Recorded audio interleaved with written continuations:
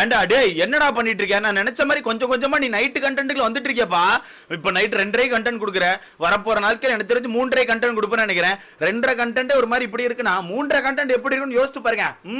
ஒரு மாதிரி அல்லு சில்லா இருக்கும் நான் நினைக்கிறேன். இதுல எனக்கு என்னன்னா, நீ தானே சொன்ன இந்த வீட்டுக்குள்ள எனக்கு வந்து தர்ஷிகா மேல பெருசா ஃபீலிங்ஸ் இல்ல, அவளுக்கு தான் என் மேல ரைட்டா ஃபீலிங்ஸ் இருக்கு. அந்த ஃபீலிங்ஸ் நான் ரெஸ்பெக்ட் பண்றேன். பட் நாங்க ரெண்டு பேருமே ஒரு மியூச்சுவல் ஒரு அண்டர்ஸ்டாண்டிங்ல இருக்கோம். நாங்க ரெண்டு பேருமே ஒரு மெச்சூர்டான பர்சன்ஸ் தான். சோ ரெண்டு பேருக்குமே எல்லா விஷயங்களும் புரியும். கேம் இது, டாஸ்க் எது, லவ் எது, கான்செப்ட் எது, கிரஷ் எது, மார்க்கெட்டிங் எது, எல்லா அளவுமே எங்களுக்கு புரியும். நாங்க அதை புரிஞ்சு தான் அந்த வீட்டுல நடந்துக்கிறோம். நீ தான் சொல்ற அப்படி நடந்துக்கிற. நீ நேத்து ஏன் உட்கார்ந்து அந்த பொண்ணுகிட்ட இப்படி பேசிட்டு இருக்க?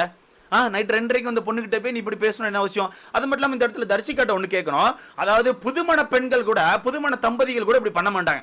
கல்யாணம் பூசா குடி போயிருப்பாங்கல்ல, அவங்க கூட ஐயோ என் புருஷனுக்கு கண்ணு விழுந்துட்டு சுத்தி போடுங்க, நாய் கண்ணு, பேய் கண்ணு, நரி கண்ணு, பொல்லாத கண்ணு, அந்த கண்ணு, இந்த கண்ணு, நொல்ல கண்ணு, எல்லா கண்ணு போகட்டு, துப்பு துப்பு இந்த ஊட்டி விடு அப்படின்னு மாதிரி எவனும் பண்ண மாட்டான். எங்க அக்கா தர்ஷிகா அந்த அளவுக்கு ஒரு கண்டென்ட் பண்றாங்க.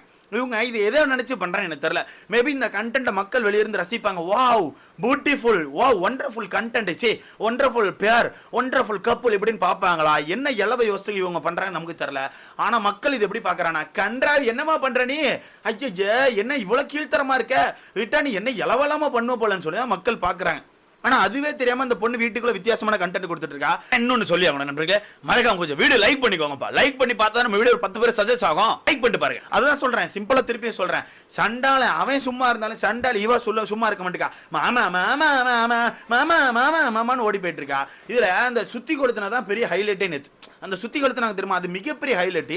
ஏதோ தன்னோட மாமா வந்து பெரிய போருக்கு போயிட்டு அந்த போரை வென்று வீசி 2 நாடை கவுத்திட்டு வந்த மாதிரியும், மாமா மேல மிகப்பெரிய கண்ணுலாம் இருக்கும், நாய்க்கண்ணு பேய் கண்ணு மாதிரி திருஷ்டி சுத்திட்டு இருக்காங்க நண்பர்களே. எனக்கு ஒண்ணு விளங்கலையா, இது என்ன அளவு கண்டென்ட் எனக்கு புரியலையா? திருஷ்டிக்கு சுத்தி அந்த சாப்பாடு ஊட்டுற லெவலுக்கு நீங்க அவ்வளவுக்குள்ள போயிட்டீங்களா என்ன? அப்ப அந்த வீட்டுக்குள்ள நீங்க எந்த அளவுக்கும் வரல. இதுல நேத்து வந்து டாஸ்க்ல அவங்க தோக்க வேற செஞ்சிருக்காங்க.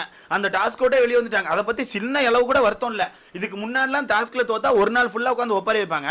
இப்ப என்னன்னா சின்ன வருத்தம் கூட இல்லாம நான் தான் என் மாமா கூட இருக்கேன், என் மாமா மட்டும் எனக்கு போதும்னு சொல்லிட்டு மாமாக்கு சோறு ஊட்டுறது என்ன, மாமாக்கு உத்தரம் கொடுக்கறது என்ன, ஐயோ என்ன எளவு கண்டென்ட்டா எப்பா. கன்றாவி இந்த கண்டென்ட்லாம் பார்க்கணும் எங்களுக்கு தலைவிதி தானே. இதை நைட் 2 மணிக்கு அப்புறம் உட்காந்து இவன் போய் மன்னிப்பு கேட்குறான். நான் வந்து தெரியாம விட்டுட்டேன், நான் வந்து உன் பொம்மை ஏம் பண்ணிருக்கணும், நான் சத்யா பொம்மை கூட ஏம் பண்ணேன், பட் சத்யா பொம்மை கூட எடுக்கல, நான் ஜாக்லின் பொம்மை எடுத்து லாக் பண்ணிட்டேன், அது என்னோட கேம், நான் வந்து நீ புரிஞ்சுப்பேன் நினைக்கிறேன்னு சொல்லிட்டு பயங்கரமா ஒரு மாதிரி உருகி போயிட்டு இருக்கான். விட்டா ஒரு மாதிரி அப்படியே போயிருவான் போல, ஒரு மாதிரி பேசிட்டு இருக்கான். அந்த இடத்துல தர்ஷிகா வச்சு ஏதாச்சும் சொல்லி அந்த இடத்த ஸ்டாப் பண்ணுவான்னு பார்த்தா இல்ல தர்ஷிகா ரைட்டு, என் மாமா 2:30 மேலே கண்டென்ட் கொடுக்கான், நானும் தொடர்ந்து கொடுப்பேன்னு சொல்லிட்டு, இல்லடா தங்கம் எனக்கு புரியுதுடா, அது கேம்டா, எனக்கு எல்லாமே புரியுதுடா, அதெல்லாம் ஒன்றும் பிரச்சனைடா அப்படின்னு சொல்லிட்டு பயங்கரமா பேசுறாங்க. இந்த இடத்துல நான் ஒன்று கேட்கணும், இதே மாதிரி வேற ஒரு டாஸ்க்ல இதுக்கு முன்னாடி ஏதாவது 2 வாரத்துக்கு முன்னாடி இதே மாதிரி நீங்க வேற ஏதாவது டாஸ்க்ல இப்படி தோத்துட்டு வந்துட்டு அந்த இடத்துல சௌந்தர்யாவோ ஜாக்லினோ தோத்ததுக்கு அவங்க காரணமா இருந்து அவங்க வந்து உங்ககிட்ட மச்சான் தங்கம் சாரி மச்சான் தோத்துட்டோம் மச்சான் மன்னிச்சுக்கோ மச்சான்னு சொன்னா என்ன நினைச்சிட்டு இருக்கேன்னு சொல்லி சண்டைக்கு போயிருப்பீங்களா? 2:30 எழுப்பி என்னடா நக்கல் பண்றேன்னு சொல்லி சண்டைக்கு போயிருப்பீங்களா? அது என்ன விஷால் மட்டும் ஒரு மாதிரி என்ன போறீங்களா, என்ன கதை எனக்கு ஒண்ணு விளங்கலை நண்பர்கள். இவங்க என்ன பண்றாங்க, இவங்க என்ன ட்ரை பண்றாங்க?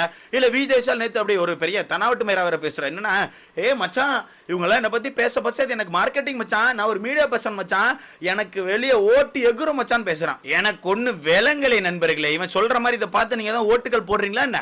எனக்கு ஒண்ணு விளங்கலை. என்னத்தெல்லாமோ அழுதுட்டு இருக்கான் ப்ரோ. இதுக்கு அந்த 2 பேர் வேற உட்காந்து சைட்ல இன்னொரு பாரி வச்சுட்டு இருக்காங்க. யாரு? நம்ம ஆனந்தியும் பவித்ராவும். இதுல பவித்ரா சொல்றது என்னன்னா, அவன் என் ஃப்ரெண்டு, அவன் லைஃப் அழிஞ்சிரும், எனக்கு அதை பார்க்க பயமா இருக்கு, அதனால மட்டும் தான் நான் இவ்வளவு விஷயங்கள் சொல்றேன், இல்ல நான் சொல்லிருக்க மாட்டேன், எனக்கு பார்க்க ரொம்ப கஷ்டமா இருக்கு சொல்லி பவித்ரா ஒரு ஸ்டாண்ட் எடுக்கிறா. இல்ல நம்ம ஆனந்தி பேர் தான் ஃபர்ஸ்ட் சொன்னேன். ஆமா ஆனந்தி பேர் தான் சொல்லி நினைக்கிறேன். இதுல ஆனந்தி என்ன சொல்றாங்கன்னா, அதை விடுறி, நம்ம ஒண்ணு சொல்றதுக்கு இல்ல, அவளுக்கே பிடிச்சு போச்சு, அவ பிடிச்சி இவ்வளவு விஷயங்களை பண்ணிட்டு இருக்கா. இதுக்கு முன்னாடி டாஸ்க் தோத்தா இப்படி இருப்பாளா, பட் இந்த டாஸ்க்ல தோத்தா அவ பாட்டு ஜாலியா வந்துட்டு இருக்கா. இல்ல நம்ம ஒண்ணு சொல்றதுக்கு இல்ல, நம்ம வந்து எதை சொல்ல போனாலும் ஏத்துக்கிறேன் நம்ம மைண்ட் செட்ல இல்ல, அவளுக்கு இப்ப அது ரொம்ப பிடிச்சி போச்சு, அதனால தான் அந்த ஜோனுக்குள்ள இருக்கான்னு சொல்லி ஆனந்தி ஒன்று சொல்லிட்டு இருக்காங்க. இதுல பவித்ரா திருப்பி ஒரு ஸ்டாண்ட் சொல்றாங்க, அவளுக்கு பிடிச்சி போச்சு, ஓகே எல்லாமே ஓகே, அவளுக்கு பிடிச்சி போச்சு, இருந்தாலும் அவன் அந்த ஃபீலிங்ஸ் இல்லைன்னு சொல்லி சொல்றான்ல. அவன் அன்சிதாட்ட போய் என்ன சொல்றான், அன்சிதாட்ட எனக்கு அவன் மேல ஃபீலிங்ஸே இல்லைன்னு சொல்றான். ஆனா இங்க வந்து என்ன சொல்றான், இவகிட்ட நடந்துக்கிற விஷயம்லாம் டிஃப்ரெண்டா இருக்கு, அவளுக்கு கையில சுட்டுக்கிட்டுன்னு சொல்லி இவன் உட்காந்து பேஸ்ட் போட்டுட்டு இருக்கான், அவளுக்கு தான் இன்னொரு கையில இருக்கலாம், ஏன் அவ பண்ணிக்கலாம்னு சொல்லிட்டு பவித்ரா நல்ல கொஸ்டின்லாம் வைக்கிறாங்க. பவித்ரா யோசிக்கிறேன்னா, பவித்ரா வந்து தர்ஷியோட ரொம்ப க்ளோஸ் ஃப்ரெண்ட்ஸ், அது உங்களுக்கே தெரியும் நினைக்கிறேன். 2 பேரும் ரொம்ப க்ளோஸ் ஃப்ரெண்ட். இதை முதல் வாரங்களே ஒரு சண்டைலாம் வந்திருக்கும், தர்ஷிகா வந்து பவித்ராவோட ஃப்ரெண்டுன்னு சொல்லி சப்போர்ட் பண்றான்னு சொல்லிட்டு. அந்த வாரங்கள்லாம் எப்படி இருந்தாங்க தர்ஷிகா, அந்த விஷயங்கள் அவ்வளவு சண்டை போட்டாங்க. பட் இப்போ தர்ஷிகா எப்படி இருக்காங்க, ரொம்ப மோசமா ரொம்ப கேவலமா இருக்காங்க. ஸோ அந்த வகையில் பவித்ரா எடுக்கிற ஸ்டாண்ட் என்னன்னா, என்னோட ஃப்ரெண்டு நாசமா பேரை விட என்னோட ஃப்ரெண்டோட வாழ்க்கை அழிஞ்சிடக்கூடாது, அதனால நான் இவ்வளவு விஷயங்கள் சொல்றேன்னு சொல்லி பவித்ரா ஒரு ஸ்டாண்ட் வைக்கிறாங்க. இருந்தாலுமே என்ன ஸ்டாண்ட் வச்சாலும் அவங்க ஏத்துக்கிற மனப்பான்மையில இல்லையா, எப்படி அவங்க ஏத்துக்கிற மனப்பான்மையில இல்ல, அவங்க ஏத்துக்கிற மனப்பான்மையில இருந்தானா நீங்க போய் இந்த ஸ்டாண்ட் எடுத்து பேசலாம். அவங்க நீங்க ஸ்டாண்ட் எடுத்து பேச போனா உங்ககிட்ட ஒரு விஷயங்களை திருப்பி விட்டு போறாங்கல்ல.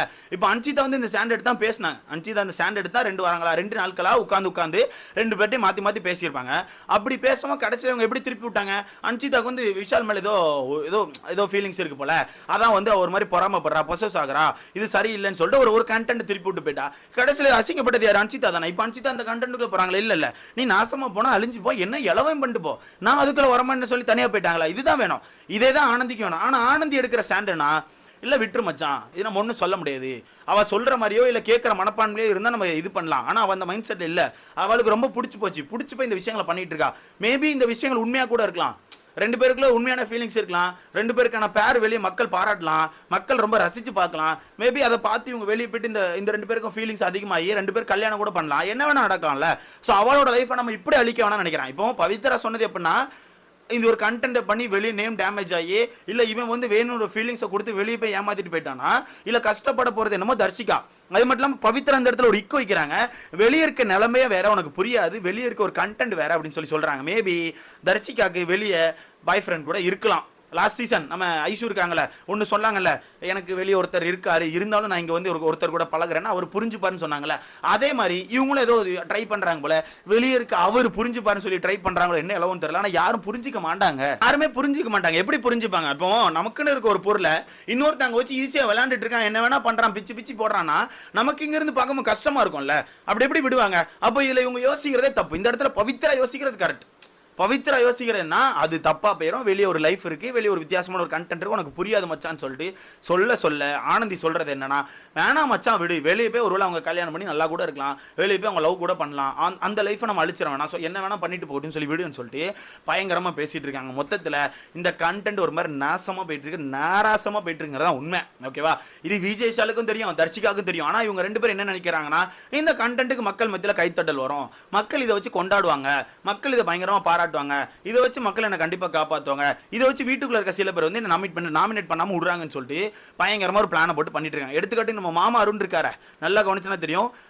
தர்ஷிகா வந்து சாப்பிடாம இருக்கும்போது தர்ஷிகாட்ட போய் சாப்பிடாம இருக்கா என்னன்னு பாருன்னு சொல்லி சொல்றது என்ன, பக்கத்துல வந்து சாப்பாடு ஊட்டிட்டு இருக்கோம் சூப்பர் மச்சான்னு சொல்லி சொல்றது என்ன, இந்த மாதிரி கூட இருக்க ஃப்ரெண்ட்ஸ் ஏத்தி விட்டு இருக்காங்க. அங்க ஒரு ஃப்ரெண்ட் என்னன்னா இவ வாழ்க்கை அழிஞ்சிரும்னு சொல்லி யோசிக்கிறா, இங்க ஒரு ஃப்ரெண்ட் என்னன்னா மச்சான் சூப்பர் மச்சான் பண்ணு மச்சான்னு சொல்லி ஏத்தி விட்டு இருக்கான். இது 2 ஃப்ரெண்ட்ஸ்க்கான டிஃபரன்ஸ் தெரியுதா? இவ்வளவுதான் கான்செப்ட். இதுதான் 2 ஃப்ரெண்ட்ஸ்க்கான டிஃபரன்ஸ். உங்களுக்கு புரியுதா? ஸோ மொத்தத்தில் இந்த கண்டென்ட் ரொம்ப மோசமாக போயிட்டு இருக்கு, இந்த 2 பேருக்கான பேர் ரொம்ப நாராசமாக போயிட்டு இருக்கிறதா உண்மை. பட் அதெல்லாம் அவங்க அதை எதுவுமே மைண்ட் பண்ணாம ஒரு வித்தியாசமாக பண்ணிட்டு இருக்காங்க. வெளியே வந்து பார்க்கும்போது தர்ஷிகா ரொம்ப ஃபீல் பண்ணுவாங்க அப்படிங்கிறதா உண்மை. மேபி தர்ஷிகா வந்து பிக் பாஸ் வீட்டுக்குள்ள போகிறதுக்கு முன்னாடி நிறைய ஷோலாம் பண்ணியிருக்காங்க, நான் கூட பார்த்தேன், பெரிய டான்ஸரு. ஸோ அந்த இடத்துல அவங்க சேர்த்து வச்ச சில பேர்கள்லாம் இப்போ வெளியே டேமேஜ் ஆயிருக்கும். வெளியே போய் அந்த டேமேஜ் வந்து இவங்களால எனக்கு தெரிஞ்சு டேமேஜ் கண்ட்ரோல் பண்ண முடியாது அப்படின்னு தான் எனக்கு தோணுது. அந்த டேமேஜை கண்டிப்பாக கண்ட்ரோல் பண்ண முடியாது, அந்த டேமேஜை ரீசால்வ் பண்ண முடியாதுங்கிறத எனக்கு தோணுது. மொத்தத்தில் அவங்க லைஃப் அழிச்சிட்டு இருக்காங்கிறத உண்மை. இந்த பிக் பாஸ் மட்டும் லைஃப் கிடையாது. இந்த பிக் பாஸ் வீட்டில் இந்த மாதிரி ஒரு கண்டென்ட் பண்ணி அந்த வீட்டுக்குள்ள ஒரு 10 நாள் இருக்கிறது மட்டும் லைஃப் கிடையாது, இந்த தாண்டி ஒரு லைஃப் இருக்கு. ஸோ இந்த வீட்டுக்குள்ள இந்த மாதிரி ஒரு கேவலமான கெட்ட பேர் எடுத்தீங்கன்னா அதை அழிக்கிறது மிகப்பெரிய கஷ்டங்கிறது என்னோட கருத்து. ஸோ இதை பற்றி உங்களுக்கான கருத்துன்னு சொல்லி மறக்காம கமெண்ட்ல படுங்க.